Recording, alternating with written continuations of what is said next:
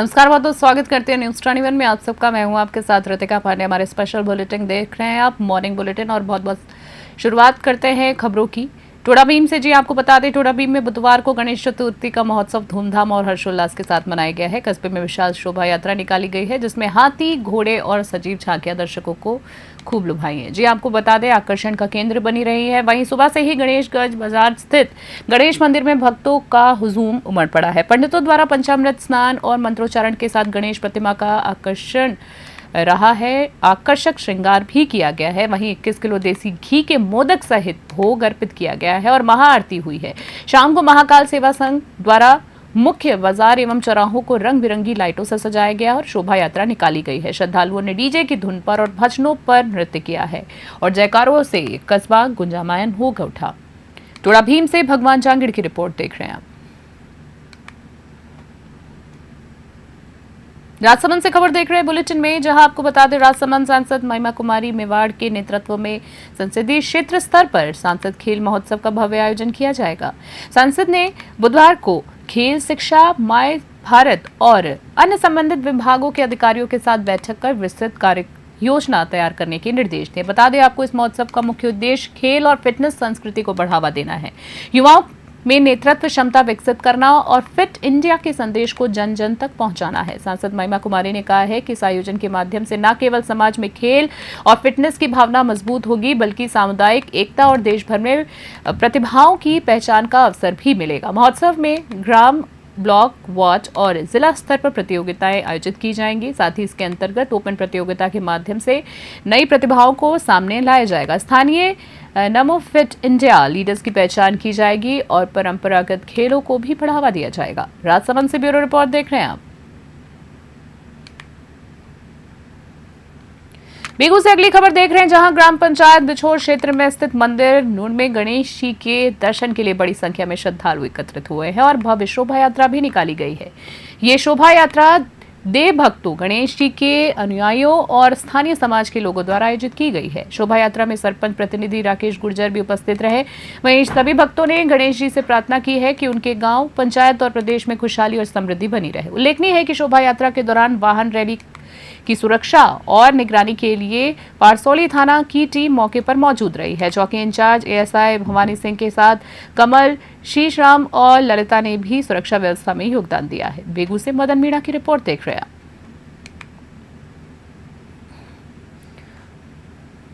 बीकानेर से सब खबर सामने आ रही है, जहां बता दें, बीकानेर के लूणकरणसर कस्बे में गणेश चतुर्थी के अवसर पर गणेश मंदिर में पर्व को बड़े ही धूमधाम से मनाया गया है। रात में जागरण का आयोजन किया गया है, जिसमें कलाकारों ने भजनों के माध्यम से श्रद्धालुओं को आनंदित किया है। सुबह महाआरती और हवन कार्यक्रम के बाद प्रसादी का वितरण किया गया है। इस अवसर पर ग्रामीण क्षेत्र से हजारों लोग शामिल हुए और प्रसादी का आनंद भी लिया है। व्यापार मंडल के पास अलग अलग खाद्य और वस्त्र की दुकानें भी लगी थी।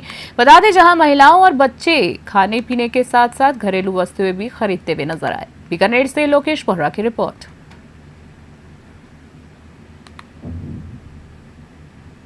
आज का जो गणेश महोत्सव का प्रोग्राम था, आज गणेश चतुर्थी व्यापार मंडल द्वारा गणेश मंदिर के अंदर गणेश महोत्सव का प्रोग्राम रखा गया था। इसमें रात्रि को 26 तारीख को रात्रि को जागरण था। जागरण में करीब 3500 से 4000 आदमी भीड़ इकट्ठी थी और बहुत सुंदर जागरण हुआ।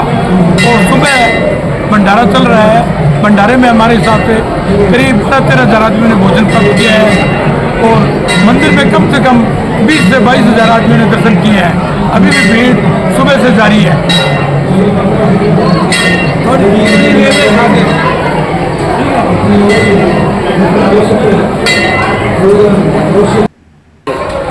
मौके में बारिश हुई, भगवान ने भी सुनी और हमारा ये व्यापार मंडल का 22वां विशाल जागरण था। उसमें भी बहुत संख्या में लोग आए और अच्छा जागरण रहा। और आज सुबह से ही भंडारा चल रहा है। गणेश चतुर्थी है और तो यहाँ 15,000 के करीब लोगों ने भोजन किया है। और देश में सब जगह धर्म का माहौल है। हमारे यहाँ भी ये 22 साल से कंटिन्यू हम लगा रहे हैं। देश के प्रधानमंत्री यशस्वी नरेंद्र जी मोदी और राजस्थान के मुख्यमंत्री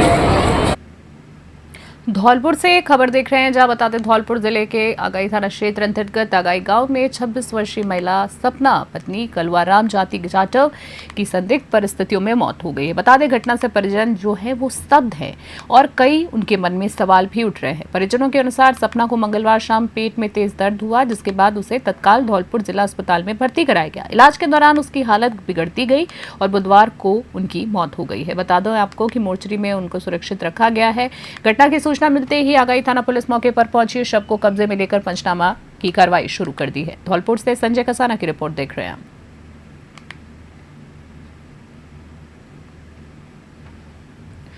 बूंदी से अगली खबर बुलेटिन में देख रहे हैं, जहां जिले के आलौद कस्बे में बाढ़ के पानी में डूबने से मृत 17 वर्षीय युवक का शव पोस्टमार्टम के बाद परिजनों को सुपुर्द कर दिया गया है। जी हां, इस मौके पर राजस्थान बीज निगम के पूर्व निदेशक चरमेश शर्मा ने राज्य सरकार और प्रशासन से पीड़ित गरीब परिवार को आर्थिक सहायता देने की मांग की है।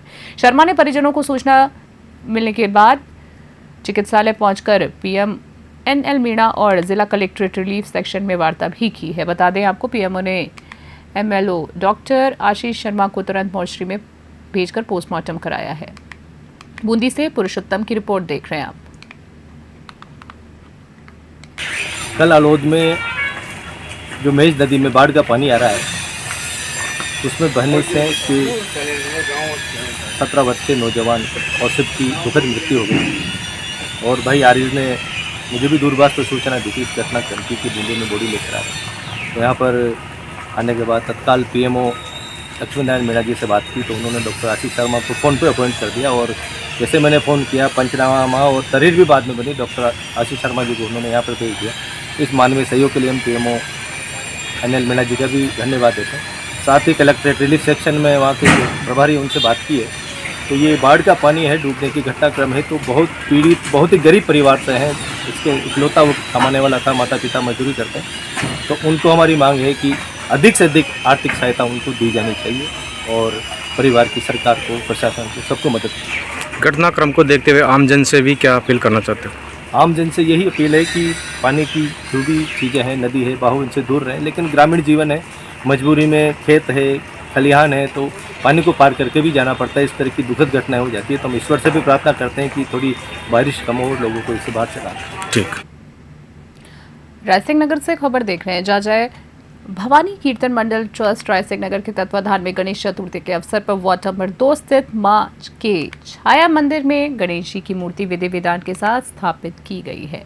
मंदिर के पुजारी मधुसूदन रविशा ने मूर्ति की पूजा अर्चना कर इसे मंदिर में स्थापित किया है। बता दें आपको, बुधवार को सुबह ब्राह्मण धर्मशाला स्थित प्रतिमा को गाजे बाजे और ढोल नगाड़ों के साथ सैकड़ों महिलाओं और पुरुषों ने भजन कीर्तन करते हुए मां के छाया मंदिर में लाया है। बता दें, महिला मंडल समिति की ओर से 7 दिवसीय भजन कीर्तन का आयोजन भी किया जाएगा, जिसमें समिति के प्रधान अशोक मेहता ने बताया है कि मंदिर में रोज शाम 4 से 6 बजे तक कीर्तन और भजन होंगे और झांकियां भी दिखाई जाएंगी। रायसिंह नगर से राजू शर्मा की रिपोर्ट देख रहे हैं आप।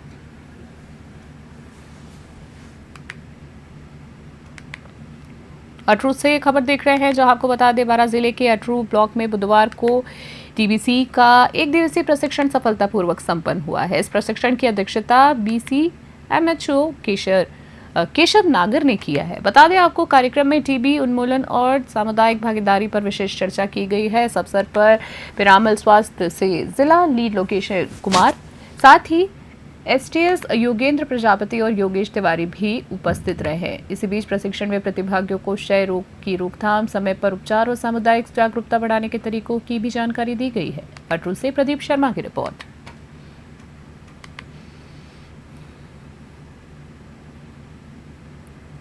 बसवा से अगली खबर देख रहे हैं। बसवा नगर पालिका क्षेत्र के अंतर्गत राजकीय उच्च माध्यमिक विद्यालय के सामने स्थित गणेश मंदिर में बुधवार को संध्याकालीन आरती और गणेश जी की पूजा का आयोजन भी किया गया है। आपको बता दें, इस अवसर पर नगर पालिका क्षेत्र के निवासियों ने बढ़ चढ़कर हिस्सा लिया है और बैंड बाजे की धुन पर गणेश जी की आरती की है। ये जानकारी हरिराम ने दी है। बसवा से गुमान मीणा की रिपोर्ट देख रहे हैं आप।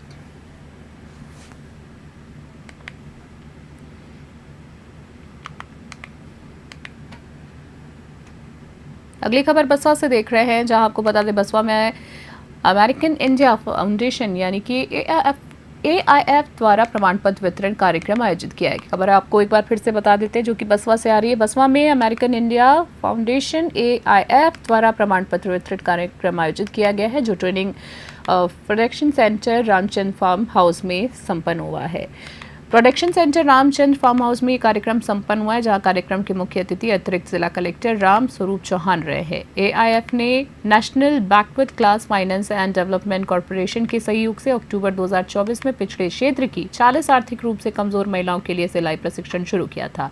प्रशिक्षण जुलाई में संपन्न हुआ है उसका, साथ ही जिसके बाद महिलाओं को मार्केट से जोड़कर सिलाई का काम शुरू कराया गया। बता दें, वर्तमान में महिलाएं जो है मावर 3 से 4,000 रुपए की आमदनी कर रही हैं। वहीं कार्यक्रम में केंद्र संचालक सोहनलाल मीणा ने सभी अतिथियों का स्वागत किया है।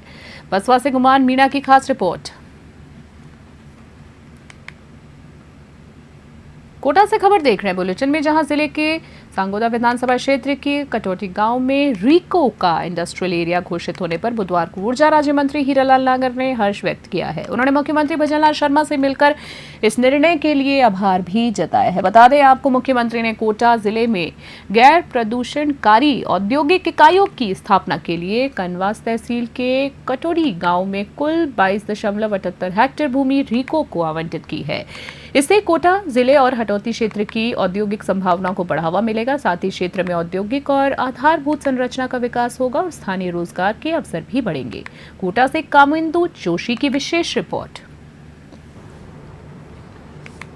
आज हमारे मुख्यमंत्री भजनलाल जी शर्मा ने सांगोद विधानसभा क्षेत्र के कनवास तहसील के ढोटी गांव में 22.78 हेक्टेयर भूमि जो आवंटन की है और उसमें रीको औद्योगिक क्षेत्र विकसित होगा, जिससे हमारे इस देवली, ढोटी, कंदाफल, चार चौमा और आसपास के क्षेत्र के युवाओं के लिए रोजगार के नए अवसर खुलेंगे। और मैं हमारे लोकसभा अध्यक्ष जी के माध्यम से जो ये प्रयास था, मैं हमारे लोकसभा अध्यक्ष जी को भी और माननीय मुख्यमंत्री जी का आभार व्यक्त करता हूँ, धन्यवाद भी देता हूँ कि उन्होंने सांगोद के युवाओं के लिए जो ये रोजगार के नए अवसर खोलने के लिए, औद्योगिक क्षेत्र विकसित करने के लिए जमीन आवंटन किए, उसका बहुत बहुत आभार। और इस क्षेत्र में अपार औद्योगिक संभावनाएं हैं। नजदीक में हमारा जो ये काली सिंध नदी है, जहां से डैम बनेगा हरिपुरा माझी में, और उससे इस औद्योगिक क्षेत्र के लिए पानी का जो आवक होगी वो निश्चित रूप से यहाँ ऐसी इकाइयां जो प्रदूषण रहित हो और अधिक पानी पर निर्भरता हो, ऐसी कई इकाइयां लग पाएंगी, जिससे यहाँ के युवाओं को नए अवसर।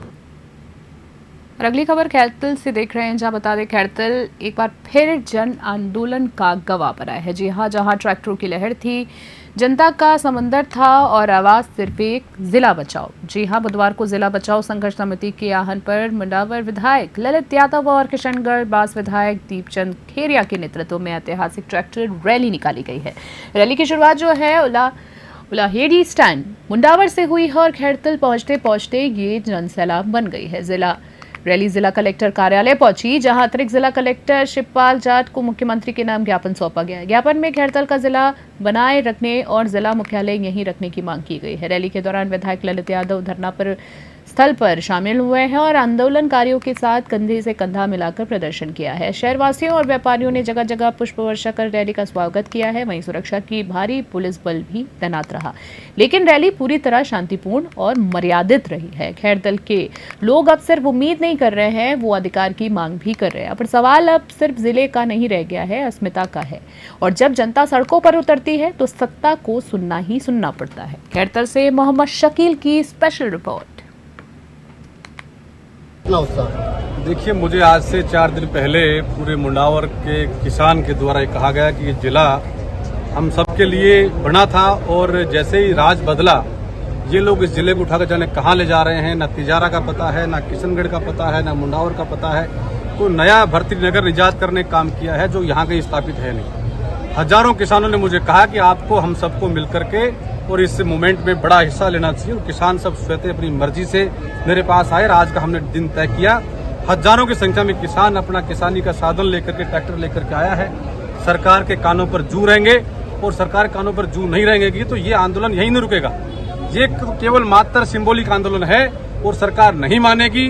तो निश्चित रूप से वो दिन दूर नहीं कि यहाँ से निकलकर ट्रेन जाती है, यहाँ से हाईवे जाते हैं, तमाम सब चीजें हैं। यहाँ का किसान छुपने वाला, रुकने वाला नहीं है, डरने वाला नहीं है, आखिरी दम तक लड़ाई लड़ेगा और जिला नहीं जाने देगा। सरकार की ऐसी मंशा है कि जिला दूसरा बनाना है, तो सरकार का राम का और राज का रास्ता सर के ऊपर से जाता है। तो सरकार भले ही भर्ती नगर के नाम से नया जिला बनाए, हमें कोई ऐतराज नहीं, लेकिन हमारा जिला नहीं स्थापित। कोटा से खबर देख रहे हैं, जहां बता दें मुंबई की तर्ज पर कोटा में गणेश चतुर्थी का पर्व धूमधाम से मनाया गया है। नगर से गणपति ट्रोले पर सवार होकर रघुनाथ चौक स्थित पंडाल पहुंचे। शोभा यात्रा बंगाली कॉलोनी से होकर शुरू होकर चौपाटी बाजार गुमानपुरा होते हुए पंडाल तक चली है। डीजे ऑन व्हील्स और मध्य प्रदेश के बुलाए गए 51 ढोल वादक कलाकारों को प्रिंस मैन मार्ग में धूम मचाते हुए भक्तों को झूमने पर लोगों ने मजबूर कर दिया था। बता दें आपको, भक्त ब्लू जीन्स और सफेद शर्ट में शामिल हुए हैं। वहीं पंडाल में पहुंचने पर नगर सेठ गणपति का आतिशबाजी, फूलों और पुष्प वर्षा के साथ गुलाल के साथ भव्य स्वागत किया गया है। भव्य स्वागत के बाद नगर सेठ गणपति को 21 किलो स्वर्ण और रजत आभूषणों से श्रृंगार किया गया है। आयोजन समिति के अध्यक्ष विशाल साहू ने बताया कि 31 अगस्त को महिला मित्र मंडल द्वारा कीर्तन होंगे। 4 सितंबर को बच्चों की फैंसी ड्रेस प्रतियोगिता और 9 सितंबर को विशाल भंडारे का आयोजन किया जाएगा। पंडाल में प्रतिदिन शाम से 7 बजे गणपति की आरती होगी। कोटा से कामेंदु जोशी की स्पेशल रिपोर्ट। राजगढ़ से खबर, गणेश चतुर्थी के अवसर पर राजगढ़ कस्बे की रिद्धि सिद्धि गणेश मंदिर पर भव्य मेला भरा रहा है। जी हां, गणेश मंडल के अध्यक्ष बसंत गुप्ता और त्रिलोक शर्मा ने बताया कि सुबह 4 बजे गणेश जी का श्रृंगार किया गया है। कस्बे के गंगा बाग से प्रतिमा को भव्य रथ पर विराजित कर शोभा यात्रा निकाली गई है। इसी बीच जो मुख्य बाजारों से होकर रात्रि 11 बजे गणेश पोल स्थित मेला स्थल पर पहुंची है। यात्रा में शिव पार्वती, नरसिंह भगवान अवतार और राधा कृष्ण राम दरबार महाकाल भस्म आरती से 26 झांकियां सजाई गई है। शोभा यात्रा में नासिक के ढोल, अघोरी झांकी और मार्शल आर्ट प्रदर्शन का आकर्षण रहा है। बता दें, सुबह से ही हजारों श्रद्धालु गणेश जी के दर्शन के लिए उमड़े हैं। शोभा यात्रा में स्कॉच प्रीतम सिंह और पुलिस प्रशासन का विशेष सहयोग रहा है। कस्बे के सभी बाजारों को रंग बिरंगी लाइटों से सजाया गया है। शोभा यात्रा के बाद 71,000 देसी घी के मोदक का प्रसाद चढ़ाया गया है। आपको बता दें, 6 सितंबर को गणेश जी का विसर्जन किया जाएगा। राजगढ़ से अखिलेश वशिष्ठ की विशेष रिपोर्ट। धौलपुर से खबर देख रहे हैं बुलेटिन में, जहां धौलपुर एसपी विकास सांगवान के निर्देशन में जिले भर में ए श्रेणी की सघन नाकाबंदी की गई है।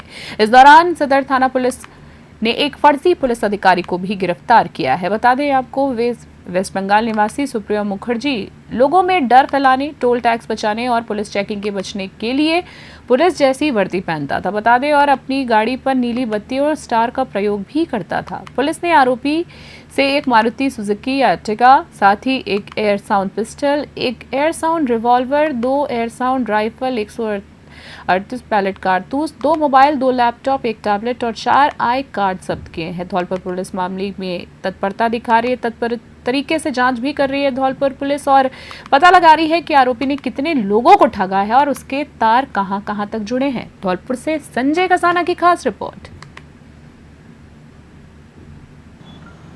आज ए श्रेणी की नाकाबंदी की जा रही थी।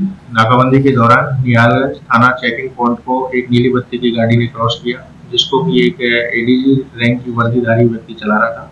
इस सूचना पर कंट्रोल ने सदर थाना चेकिंग पॉइंट को अवगत कराया। इस चेकिंग पॉइंट पर गाड़ी को रुकवाकर उस शख्स से पूछताछ की गई, तो उसने अपने आप को होम गार्ड का अधिकारी होना बताया और अपने पास जो कार्ड दिखाए उसके द्वारा जब 2-3 तरह के कार्ड दिखाए गए, जिनमें कि इंडियन कोस्ट गार्ड के और एनएससी नेशनल सिक्योरिटी कॉर्प्स के गार्ड के आईडी कार्ड थे, तो इससे संदेह गहरा हो गया।